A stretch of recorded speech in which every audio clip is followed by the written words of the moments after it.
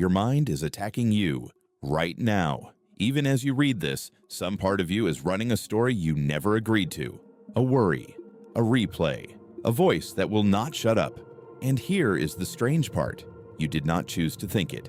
It arrived on its own, like a stranger walking into your house and rearranging the furniture. So who invited it? And why does it feel like the intruder is winning?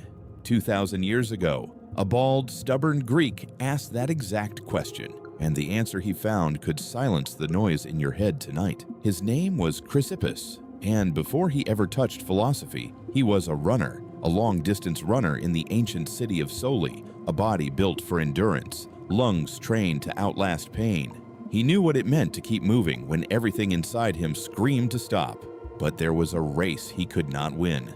The race inside his own skull, because at night, when the road was gone and the crowds were gone and there was nothing left to outrun, the thoughts came. Regret, fear of the future, the endless churning replay of things said and unsaid. He could exhaust his legs. He could not exhaust his mind.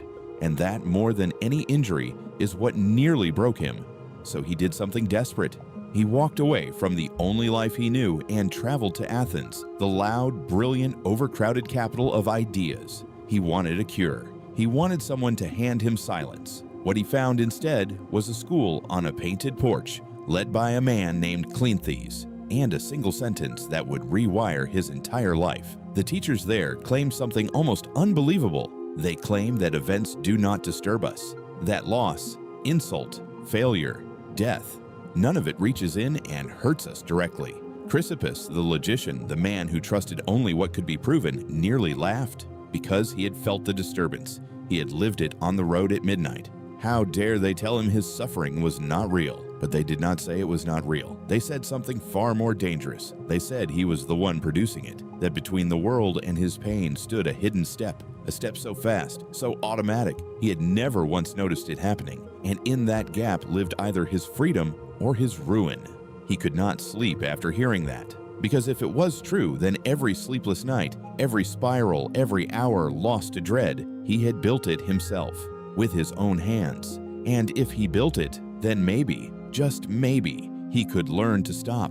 That is where his obsession began. He started watching his own mind the way he once studied the track, measuring, testing, breaking each moment into pieces. And what he discovered is the first step of the code that made him the greatest logician of the ancient world. He noticed that every disturbance began the same way, not with an event, with an impression.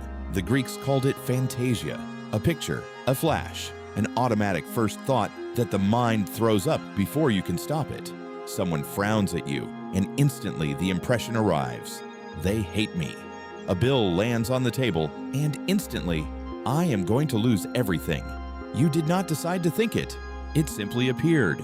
And here is what almost no one realizes. This first flash is not the problem.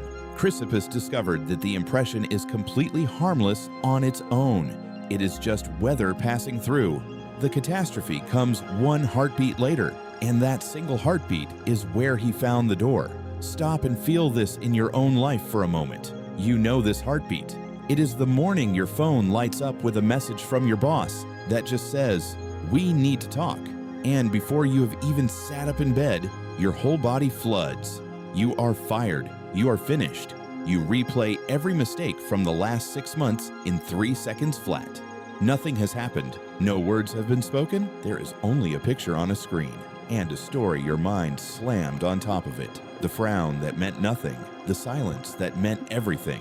The text you stared at for an hour, certain it was the end. That flood is not coming from the world. It is coming from the second step Chrysippus was about to name. And the moment you see it, you can never unsee it. He called that second step assent, synkatathesis. It means agreement. It means the tiny invisible moment where your mind says yes to the impression, where it takes the flash and stamps it as true. This, he realized, was the whole game. The impression arrives on its own. You cannot stop it. But the assent, the yes, that belongs to you. That is the one thing in the entire universe that is fully, completely yours. And most people give it away 1,000 times a day without ever noticing. A thought appears.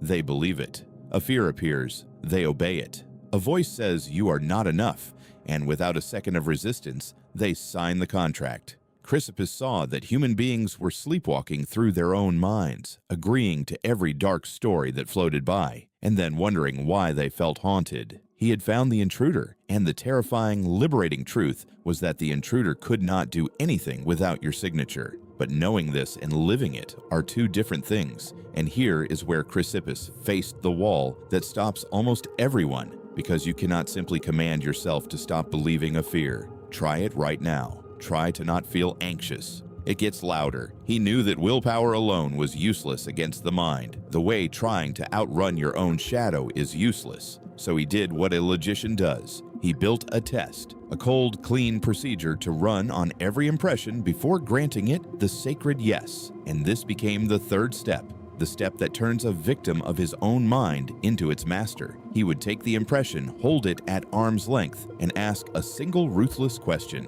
Is this true, or is this only something added? Strip the event down to what actually happened, just the facts. The boss wrote 4 words. That is the event. I am about to be destroyed. That is the addition. That is the story. That is the part you glued on. And the moment you separate the two, something remarkable happens. The event was never frightening. Only the story was. And the story was never real. This is the exact moment where the ancient runner and the modern mind finally meet, because 2,000 years later, scientists studying anxiety found the same architecture Chrysippus mapped by candlelight. They call it cognitive appraisal, the discovery that emotion does not come from events, but from the interpretation your brain assigns to them in milliseconds below awareness. They built entire therapies on it. Cognitive behavioral therapy, the most tested psychological treatment on earth, rests on one core idea, that the thought creates the feeling, and that catching and questioning the thought can dissolve the feeling. It is Chrysippus. It is his 3 steps in a laboratory coat. Notice the impression. Refuse the automatic yes, tested against reality. The most advanced science of the human mind spent decades and millions of dollars to confirm what a stubborn Stoic wrote down before the Roman Empire existed. And now you understand the question we opened with. Who invited the intruder? You did. Every time you handed your assent to a thought you never examined. But the same power that let it in can lock the door. So here's what you do tonight, the moment the noise starts. The first step. Name it out loud, even in a whisper. Say, this is an impression, not the truth, not reality. Just a picture my mind produced. That word alone creates the gap Chrysippus lived his whole life trying to widen. The second step, withhold your yes. Do not fight the thought, do not argue with it, do not try to force it away. Simply refuse to sign. Let it hang there, unapproved, powerless. And the third step, separate the event from the story. Take a breath and ask what actually happened, stated in the plainest words possible. A message arrived. A person was quiet. A number was lower than I hoped. Then watch how much of your suffering was never in the event at all. It was in the addition.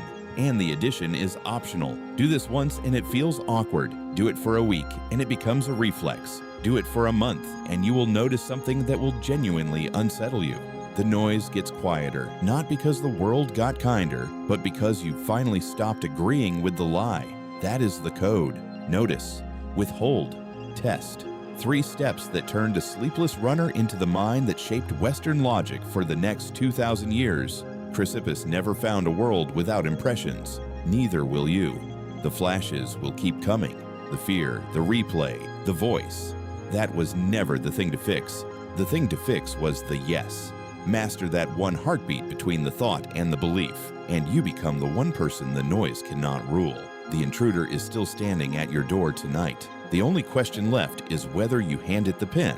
If this cracked something open for you, stay a while, subscribe, and let the next quiet truth find you when you need it most.